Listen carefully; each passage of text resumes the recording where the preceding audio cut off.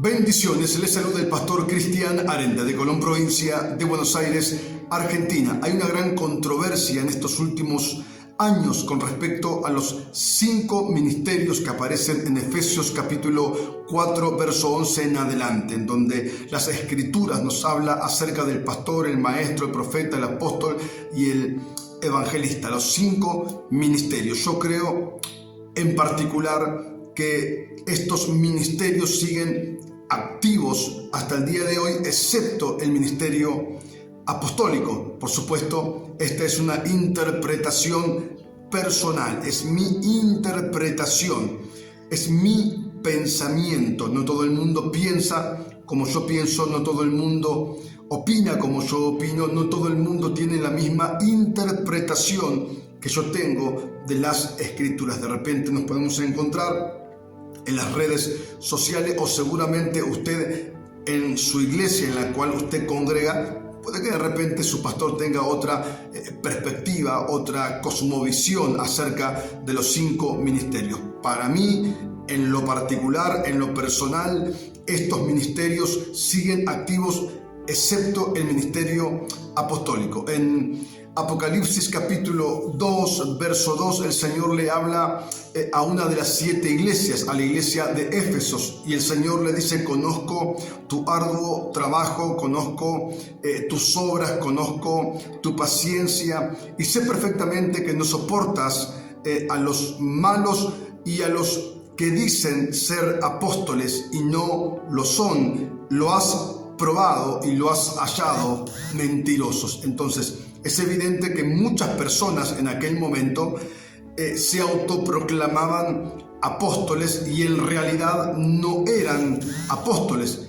La iglesia se encargó de probarlos y llegaron a la conclusión que eran unos mentirosos y que no eran realmente apóstoles de oficios llamados por el Señor al ministerio apostólico de aquel entonces. Estamos hablando de la iglesia primitiva y apostólica, tal cual se la conoce después de la resurrección y ascensión de nuestro Señor Jesucristo a la diestra del Padre. El apóstol Pablo es el último de los apóstoles y él mismo lo dice: a mí como a un abortivo el Señor me llamó. Y él mismo dice: yo soy el último de los apóstoles, no merezco ser lo que soy, pero por la gracia de Dios lo soy. Fue llamado por el Señor a ejercer el ministerio apostólico de manera oficial, semejante al de los 12, el apóstol de los gentiles. Pero el apóstol Pablo fue completamente categórico y claro: a mí el Señor me llamó como a un abortivo, soy el último de los apóstoles, al último que el Señor llamó para ejercer este ministerio apostólico a los gentiles. En el caso del apóstol Pablo fue justamente, valga la redundancia, al apóstol Pablo. Requisitos para ser un apóstol en el Nuevo Testamento, por supuesto que los hay. Hechos de los Apóstoles capítulo 1 en adelante nos habla acerca de los requisitos que tenía que tener una persona para ser apóstol oficial del Señor, ser testigo ocular del Señor, haberlo visto, haber estado con el Señor y juntamente con los apóstoles que el Señor había elegido en su entrar y en su salir, haber sido testigos oculares de la resurrección del Señor y de la ascensión del Señor.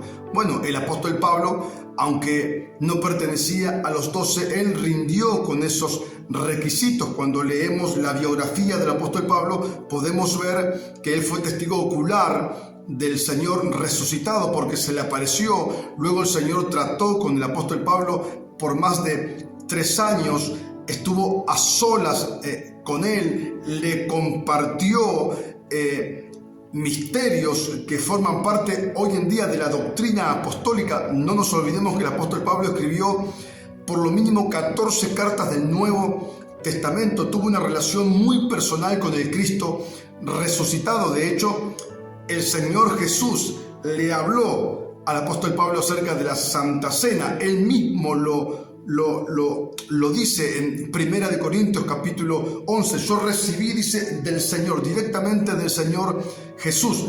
Y habla con respecto a lo que él recibió del Señor Jesús, a la enseñanza, a la administración que él recibió de parte del Señor Jesús de una forma muy personal. Y entonces nos habla acerca de la Santa Cena y establece principios con respecto a cómo debemos participar de la Santa Cena. Sin lugar a dudas, estamos hablando de un hombre que realmente fue llamado por Dios para ejercer el ministerio apostólico, y estamos hablando de un hombre que juntamente con otros apóstoles colocaron el fundamento de la doctrina apostólica. Efesios capítulo 2, verso 20. Ellos colocaron el fundamento del Evangelio, la doctrina apostólica, los apóstoles y los profetas, de los cuales quizás hablemos en otra oportunidad. Pero está claro que los apóstoles de oficio fueron 12 más el apóstol Pablo, a quien el Señor